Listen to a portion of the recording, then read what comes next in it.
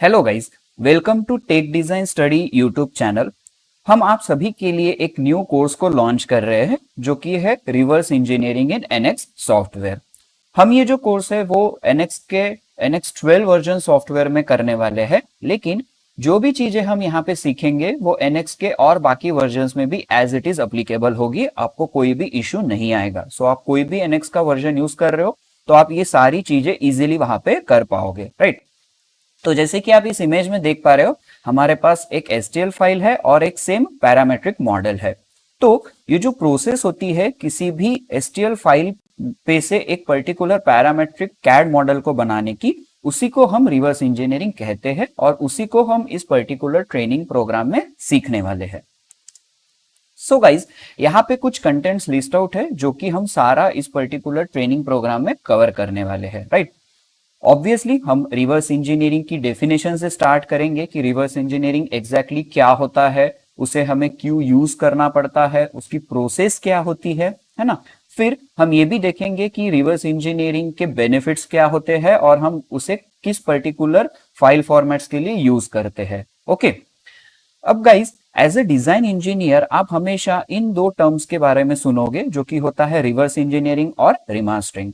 तो आपको इन दो टर्म्स के बीच का डिफरेंस पता होना जरूरी है कि हम किस पर्टिकुलर कैड फाइल फॉर्मेट के लिए रिमास्टरिंग का यूज करते हैं और फिर किस पर्टिकुलर कैड फॉर्मेट के लिए हम जो है रिवर्स इंजीनियरिंग का यूज करते हैं। तो क्योंकि हमारा कोर्स रिवर्स इंजीनियरिंग पे है तो हम इसी पे पूरा फोकस करेंगे। गाइस, हम रिवर्स इंजीनियरिंग की जो प्रोसेस होती है उसका थ्योरेटिकल नॉलेज तो लेंगे एंड ऑब्वियसली हम साथ ही में उसका कैड इंप्लीमेंटेशन भी देखेंगे कि किस प्रकार से हम किसी भी एक STL फाइल को जो है पैरामेट्रिक मॉडल में क्रिएट करते हैं या फिर कन्वर्ट करते हैं इन अ वे, है ना। तो जैसे कि मैंने कहा, हम डिफरेंट कैड फाइल फॉर्मेट्स के बारे में भी पहले जानेंगे सो दैट आपको एक क्लियर कट आइडिया रहेगी कि किस पर्टिकुलर कैड फॉर्मेट के लिए हमें जो है रिवर्स इंजीनियरिंग का यूज करना होता है ना।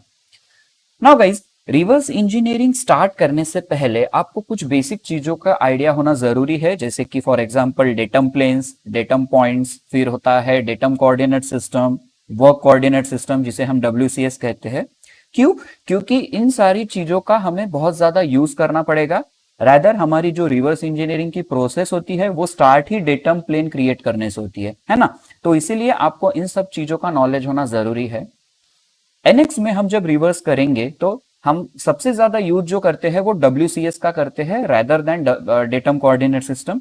अब उसका रीजन क्या है वो हम एक्सप्लोर करेंगे। साथ ही हम WCS को किस तरह से डिफरेंट वेज में यूज कर सकते हैं हमारी मॉडलिंग को ईज आउट करने के लिए और टाइम सेव करने के लिए, तो वो भी हम डिफरेंट वेज सीखेंगे WCS को यूज करने के लिए, है ना। अब गाइस, मॉडलिंग करते वक्त हमें ऑब्वियसली टाइम सेव करना होता है ताकि हमारी मॉडलिंग जल्द से जल्द हो पाए। तो उसके लिए हम डिफरेंट शॉर्टकट्स का यूज करते हैं।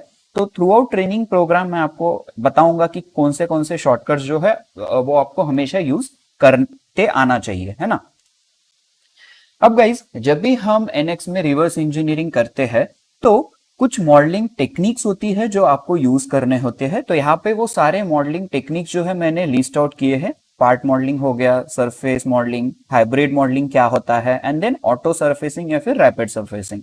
ओके, तो डिपेंडिंग अपॉन कौन से कंपोनेंट के लिए आपको रिवर्स करना है, आपको एक पर्टिकुलर मॉडलिंग स्ट्रेटेजी को यूज करना होता है। अब वो आप तभी डिसाइड कर पाओगे जब आपको इन मॉडलिंग स्ट्रेटेजीज के बारे में नॉलेज होगा, है ना। तो throughout this training program हम ये सारे डिफरेंट मॉडलिंग टेक्निक्स को सीखेंगे और फिर इन पर्टिकुलर मॉडलिंग टेक्निक को सीखने के लिए कौन से टूल्स का यूज होता है वो सारे टूल्स को भी हम अच्छे से एक्सप्लोर करेंगे। फाइन गाइस, जब भी हम एनएक्स में रिवर्स इंजीनियरिंग करते हैं तो सबसे पहले हमें STL फाइल को इंपोर्ट करना होता है। अब जब हम STL फाइल को भी इंपोर्ट कर रहे हैं तो वो सारी चीजें जो हमें मेक श्योर करना होता है कि हम प्रॉपरली सिलेक्ट कर रहे हैं तो उसके बारे में भी हमें सीखेंगे, राइट। एंड वंस हम एक बार जब हम इंपोर्ट कर लेते हैं तो उसके बाद हमें उस पर्टिकुलर STL फाइल को प्रॉपरली अलाइन करना होता है मॉडलिंग स्टार्ट करने से पहले। अब ऐसा क्यों, हमें क्यों उसे प्रॉपरली अलाइन करना है, अगर अलाइन हम नहीं करते हैं तो हमें क्या डिफिकल्टीज आएंगी, वो सारी चीजों को हम सीखेंगे। और जो भी सारे कंपोनेंट्स इस पर्टिकुलर ट्रेनिंग प्रोग्राम में हम लेंगे उन सारे कंपोनेंट्स का हम अलाइनमेंट सीखेंगे, राइट। हम किसी भी कंपोनेंट के अलाइनमेंट को स्किप नहीं करेंगे, सो दैट आपको एक आइडिया आ जाएगी कि किस डिफरेंट वेज से हम किसी भी पर्टिकुलर कंपोनेंट को जो है वो अलाइन कर सकते हैं, है ना। तो guys throughout this training program हम रिवर्स इंजीनियरिंग के डिफरेंट टूल्स को एक्सप्लोर करेंगे। एनएक्स में हमारे पास एक डिफरेंट एनवायरनमेंट होता है रिवर्स इंजीनियरिंग के लिए, और वहां पे बहुत सारे डिफरेंट टूल्स है, कुछ एनालिसिस टूल्स भी होते हैं। तो वो हम सारे टूल्स को जो है एक्सप्लोर करेंगे, हम सीखेंगे कि हमें उसे किस वे से यूज करना है, राइट।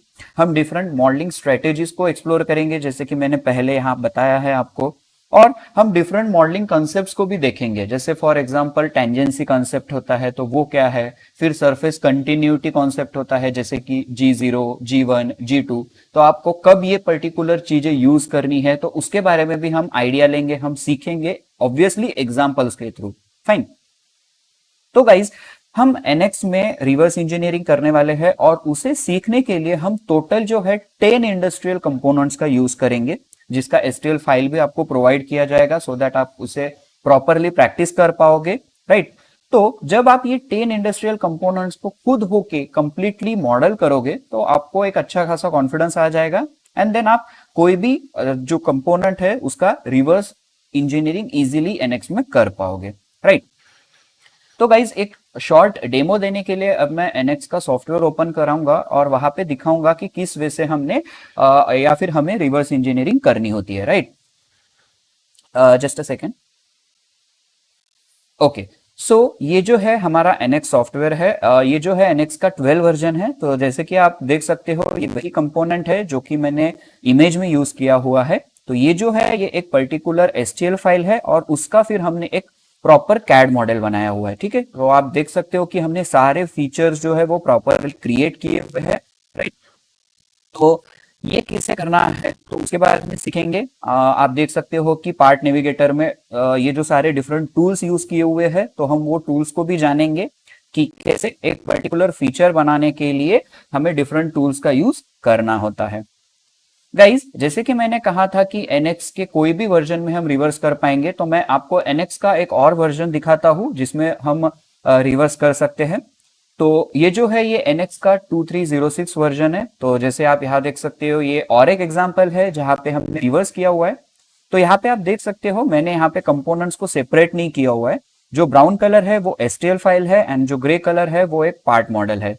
तो हमने प्रॉपरली उसे क्रिएट किया हुआ है। आप देख सकते हो ओवरलैपिंग काफी अच्छे से आई हुई है। अभी कुछ कुछ जगह पे ओवरलैपिंग नहीं आती है, तो वो क्यों नहीं आती है, रादर वो कितनी ओवरलैपिंग आनी चाहिए हमें प्रॉपर मॉडल को क्रिएट करने के लिए, ये सारे चीजों को हम एक्सप्लोर करेंगे, है ना। तो at the end of this training program आपको कंप्लीट आइडिया आ जाएगी कि हमें किस तरह से रिवर्स इंजीनियरिंग कोर्स को करना, रिवर्स इंजीनियरिंग को करना है किसी भी एसटीएल फाइल को पैरामेट्रिक मॉडल में कन्वर्ट करने के लिए, राइट। तो गाइस हम न्यू बैच लॉन्च करने वाले हैं जो कि लाइव होगा, राइट। वन ऑन वन हम उसको करेंगे, सो दैट आप मुझे डायरेक्टली क्वेश्चन भी कर पाओगे कि अगर आपको कोई टूल समझ में नहीं आया तो। ये कोई रिकॉर्डेड क्लासेस नहीं होगी, लाइव क्लासेस होगी। तो इसके बारे में और जानने के लिए आप हमारे नंबर्स पे कांटेक्ट कीजिए, आप डेट को फाइनलाइज कर लीजिए और आप एडमिशन ले लीजिए। Thank you.